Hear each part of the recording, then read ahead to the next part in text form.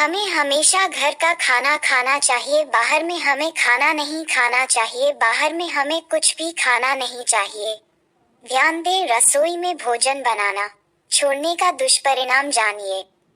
America में क्या हुआ जब घर में भोजन बनाना बंद हो गया?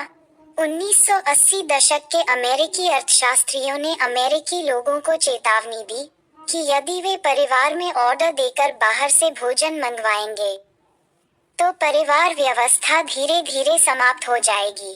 साथ ही दूसरी चेतावनी दी कि यदि उन्होंने बच्चों का पालन पोषण घर के बुजुर्गों के स्थान पर बाहर से व्यवस्था की तो ये भी परिवार व्यवस्था के लिए घातक होगा। लेकिन बहुत कम लोगों ने उनकी सलाह मानी।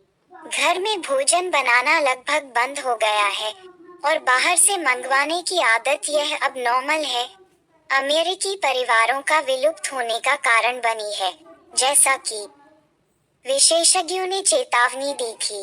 प्यार से भोजन बनाना मतलब परिवार के सदस्यों के साथ प्यार से जुड़ना।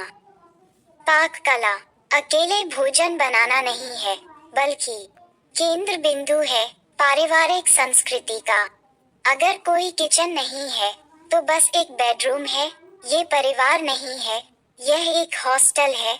उन अमेरिकी परिवारों के बारे में जानें जिन्होंने अपनी रसोई बंद कर दी और सोचा कि अकेले बेडरूम ही काफी है।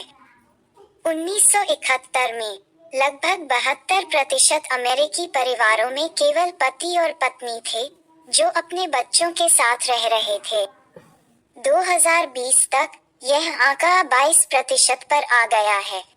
पहले साथ रहने वाले परिवार अब नर्सिंग होम, वृद्धाश्रम में रहने लगे हैं। अमेरिका में 15% महिलाएं एकल महिला परिवार के रूप में रहती हैं। 12% पुरुष भी एकल परिवार के रूप में रहते हैं। अमेरिका में 19% घर या तो अकेले रहने वाले पिता या माता के स्वामित्व में हैं। अमेरिका में आज पैदा होने वाले सभी बच्चों में से 38% अविवाहित महिलाओं से पैदा होते हैं। उनमें से आधी लड़कियां हैं जो स्कूलों में जा रही हैं। संयुक्त राज्य अमेरिका में लगभग 52% पहली शादियां तलाक में परिवर्तित होती हैं।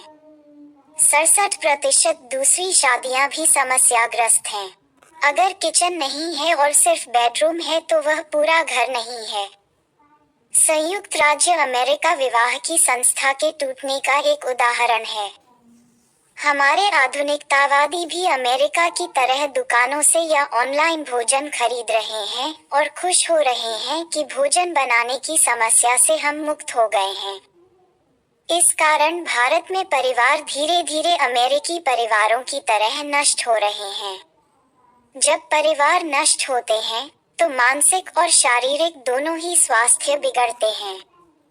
बाहर का खाना खाने से अनावश्यक खर्च के अलावा शरीर मोटा और संक्रमण के प्रति संवेदनशील हो सकता है। इसलिए घर पर भोजन बनाना परिवार के सुखी रहने का एकमात्र कारण नहीं है।